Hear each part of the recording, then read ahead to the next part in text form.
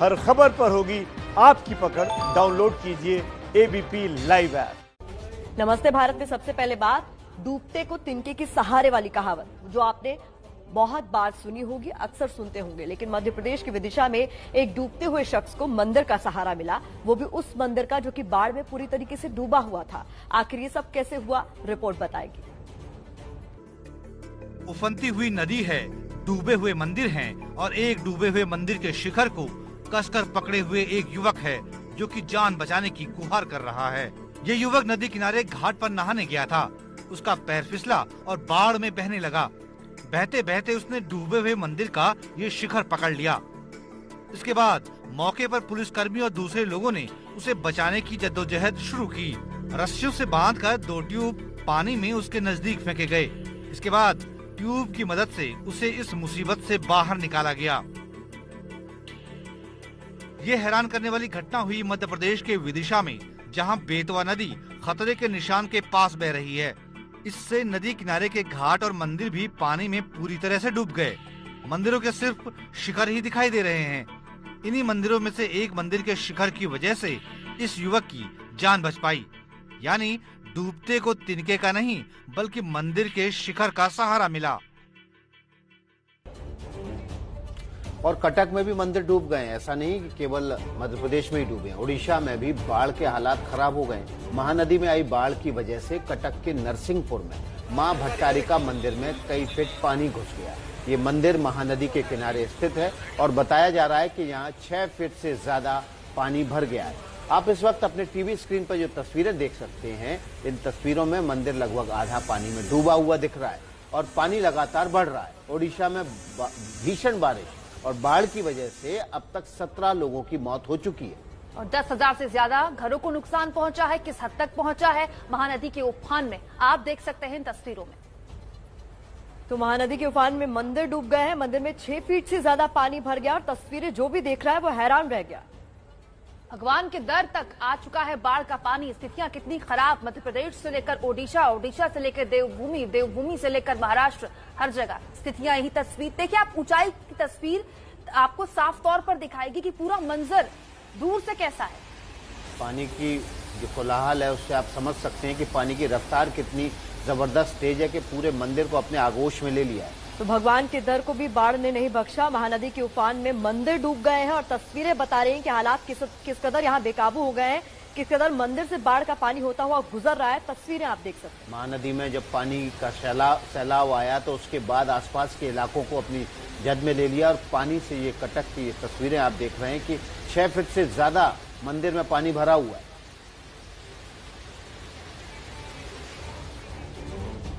और अब फिर लिए चलते हैं आपको मध्य प्रदेश के रतलाम में तो बाढ़ का ऐसा प्रकोप हुआ कि उसकी चपेट में आने से न मंदिर बचे न मस्जिद बचे। दोनों धर्म स्थान बाढ़ की चपेट में आने से बेमलब है। रतलाम में 30 साल बाद इस तरह की बाढ़ है। बस डूबी है, ट्रक डूबा है, कार डूबी है। मध्य प्रदेश के रतलाम के जावरा नगर में इतनी भीषण बाढ़ आई कि उसकी चपेट में आने से न मंदिर बच पाया और न ही मस्जिद। बाढ़ ने मंदिर मस्जिद में कोई भेद नहीं किया। हालत ये हो गई कि कई घरों और दुकानों में भी पानी घुस गया। कई घरों की पहली मंजिल तक पानी भर गया तो लोग अपनी छतों पर चढ़ गए। बस्ती के बीच जहां सड़क गुजरती है वहां ऐसा लग रहा है मानो कोई उफनती हुई नदी बह रही हो।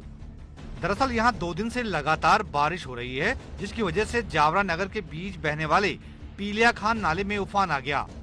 इससे हुआ ये कि निचले इलाकों वाली बस्तियां उसकी चपेट में आ गई और जहां तहां खड़े वाहन डूबने लगे। लोग बता रहे हैं कि पिछले 30 साल में पहली बार इतना ज्यादा पानी देखा। फिलहाल चुनौती ये है कि मुश्किल में फंसे लोगों को निकाला कैसे जाए। तो हालात किस कदर बेकाबू है ये तस्वीरों के जरिए आप समझ सकते हैं। मध्य प्रदेश के कई इलाके इस समय भीषण बाढ़ की चपेट में हैं। नौबत तो ये आ गई है कि बाढ़ में फंसे लोगों को निकालने के लिए सेना और वायुसेना की मदद लेनी पड़ रही है। मध्य प्रदेश में रायसेन और होशंगाबाद में वायुसेना ने कई लोगों को एयरलिफ्ट किया। मध्य प्रदेश में बाढ़ से सबसे ज्यादा प्रभावित इलाकों में सेना की मदद लेनी पड़ी। रायसेन जिले के बरेली क्षेत्र में वायुसेना के हेलीकॉप्टर आए और रेस्क्यू ऑपरेशन चलाया गया। इन हेलीकॉप्टर ने कई चक्कर मारकर बड़ी संख्या में बाढ़ में घिरे हुए लोगों को निकाला। वायुसेना के हेलीकॉप्टर की मदद से रायसेन में नर्मदा नदी किनारे बसे भौती गांव में 85 लोगों को एयरलिफ्ट किया गया। इनमें बुजुर्ग भी थे, बच्चे भी और महिलाएं भी थीं।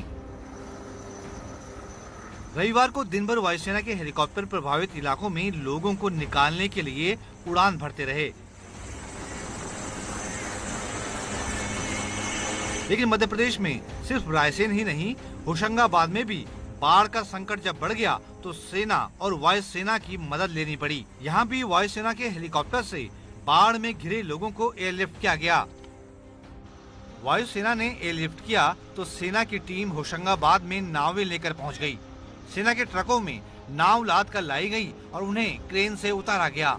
इसके बाद सेना की बोट के जरिए बाढ़ में घिरे लोगों को बाहर निकाला गया। नर्मदा और तवा नदी से सटे गांवों में ऐसी नौबत आई जो कि पूरी तरह से जलमग्न हैं।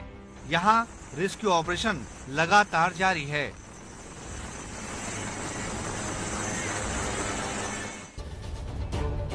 बाढ़ में डूबते को रस्सी से भी बचाया गया। ये खबर कुछ ऐसी है, संकट के समय समझदारी से काम लेना चाहिए। ऐसी सीख अक्सर बुजुर्ग लेते देते रहते हैं। लेकिन मध्य प्रदेश के कटनी में कुछ पुलिसकर्मियों ने ऐसा कर दिखाया कि वो तब जबकि एक युवक नदी में बहता हुआ दिख रहा था। नदी की तेज धार में फंसा युवक और रस्सी से उसको बचाने की जद्दोजहद में जुटे पुलिस कर्मचारी। ये हैरान करने वाली तस्वीरें मध्य प्रदेश के बिलहरी इलाके की हैं। एक पुलिसकर्मी नदी के तेज बहाव में उतरा। उसके हाथ में नदी के किनारे से दूसरे पुलिस कर्मचारी ने रस्सी फेंकी। वो बीच नदी में एक चट्टान पर चढ़ गया और फिर यहीं से उसने तेज धार के बीच फंसे युवक को रस्सी फेंक दी। घुघरा नदी में पानी की रफ्तार इतनी तेज थी कि युवक रस्सी पकड़ने के बावजूद बहने लगा। लेकिन पुलिस कर्मचारियों ने जान जोखिम में डालने वाले इस रेस्क्यू ऑपरेशन में आखिरकार उस युवक को उफनती नदी में बहने से बचा लिया।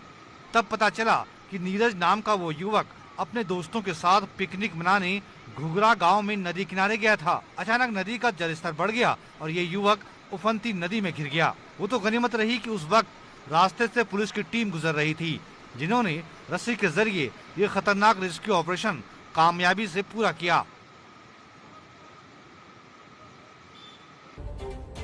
नमस्ते भारत में अब ऐसी खबर जो मध्य प्रदेश में फैले भ्रष्टाचार की पोल खोलती है। भ्रष्टाचार भी उस स्कीम में जो प्रधानमंत्री के नाम से बनी है।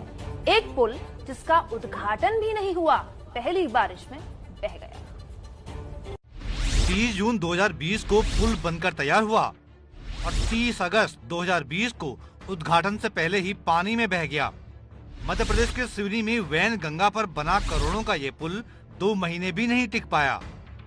नदी में जल समाधि ले चुका ये सुनवारा पुल मध्य प्रदेश में सरकारी योजनाओं में भ्रष्टाचार का एक नायाब नमूना है। अभी पुल का उद्घाटन होना था। लोग करीब महीने भर से इस पुल का इस्तेमाल भी करने लगे थे, लेकिन 150 मीटर लंबा ये पुल पहली ही बारिश को नहीं झेल पाया और उद्घाटन से पहले ही कई हिस्सों में टूटकर नदी में समा गया। सुनवारा पुल करीब 4 करोड़ की लागत से बना था।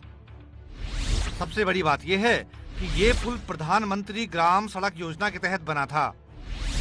ये पुल 1 साल और 11 महीने में बनकर तैयार हुआ था, लेकिन इसे गिरने में कुछ ही सेकंड लगे। इस पुल में हुए भ्रष्टाचार की कलई खुल जाने के बाद शिवराज सरकार के अधिकारियों में हड़कंप मचा हुआ है। वो मुंह छिपाने के बहाने ढूंढ रहे हैं। बहुत भीषण बारिश हो रही है सर, इसके कारण से भी वैनगंगा नदी पर बना हुआ था ये पुल, और इसके सहायक नदी बिजना नदी में भी बहुत जम के फ्लड आया उसमें। और इसके अलावा सर भीमगढ़ डैम फुल भर गया था, उसके कारण से एक्सेस पानी जो निकला उसकी वजह से जो है ब्रिज बाहर। इस अफसर की ये दलील कितनी मासूमियत से भरी है, लेकिन जो पुल पहले ही बाढ़ और बारिश न झेल पाए, ऐसे पुल को बनाने में किस हद तक करप्शन हुआ होगा, इसका अंदाजा कोई भी लगा सकता है। बाढ़ का कहर महाराष्ट्र के कुछ इलाकों पर भी बरपा है। महाराष्ट्र के भंडारा में बाढ़ की विभीषिका ड्रोन के कैमरे में कैद हुई है। उससे अंदाजा लगा सकते हैं कि यहाँ कुदरत की कैसी मार पड़ी है। जिधर देखो उधर बाढ़ ही बाढ़।